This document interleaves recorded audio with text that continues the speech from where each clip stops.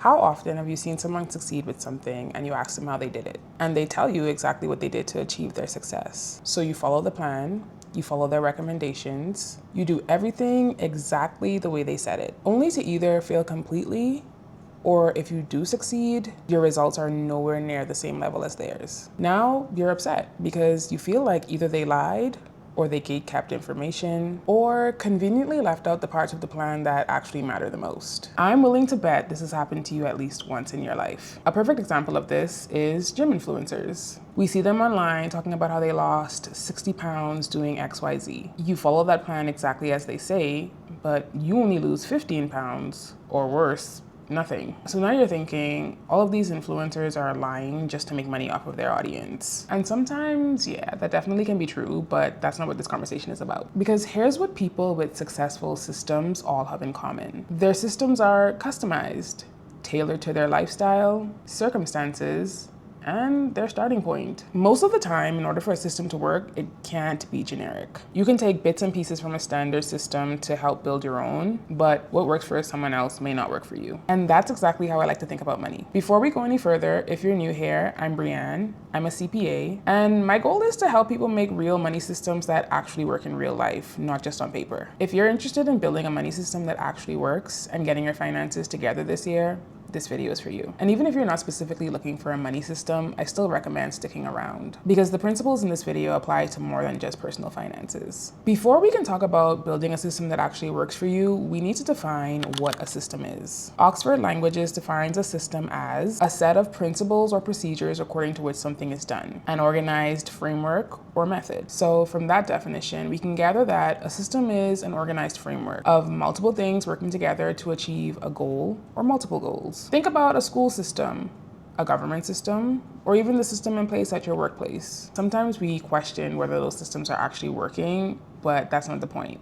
The point is there are parts of the system that we can see, and there are parts of the system that we can't. And all of those parts work together in conjunction to create structure, organization, and ideally success in the end. Now that we've gotten all the formalities out of the way, let's talk about how to build a personalized money system that actually works. Step one is awareness. Before you can build a system or set goals, you need to know where you currently stand. There's no point in having goals if you don't even know if you have the tools right now to achieve them. At this point, you're asking yourself, how much money do I actually bring in after taxes and deductions?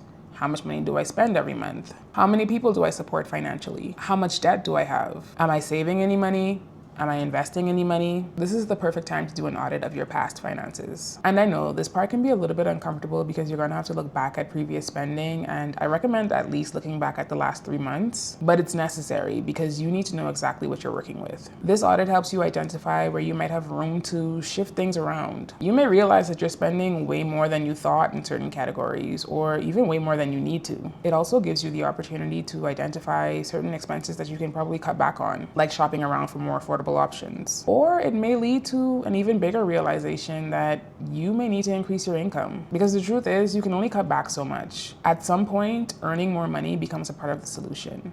But that's a conversation for another day. Step two is intent. This is where you identify your financial goals and what you actually want to fix. Ask yourself, what is one thing that currently stresses me out the most about my money? And what would change if I eliminated that stress? What does success look like to me financially? Maybe success looks like having an emergency fund, being debt-free, making 6 figures, not checking the price tags at the grocery store, or having your bills on autopay every month. There's no right or wrong answer to this question. This is about your definition of success. Once you've answered those questions, you'll probably come up with several goals. Now it's time to prioritize them. Ask yourself, what is my top priority right now? Paying off debt, saving 3 to 6 months of expenses, saving for a down payment on a home. List out all of your financial goals and rank them honestly. And I mean honestly, this isn't the time to be delusional. My suggestion would be to prioritize based on what stresses you out the most right now. If your credit card balance is stressing you out, then your priority might be aggressively paying off debt. If your goal is to make more money, then your priority might be updating your resume, applying for better paying jobs, or exploring side hustles. You get the point. If you're struggling to prioritize between saving and paying off debt, I'll pin a video that I just did talking about this exact topic. Once you've ranked your goals, I want you to focus on 2 or 3. Some of us are overachievers. Some of us are multi-passionate, so it's easy to come up with a list of 10 or more goals. But the reality is trying to do all 10 at once usually leads to burnout and discouragement. Focusing on 2 or 3 goals for the next 12 to 24 months is how you really make real progress. Now, I hate to be the bearer of bad news, but you do need a budget. And I also want to be clear, budgeting and tracking your expenses are 2 totally different things. Budgeting gives your money a plan.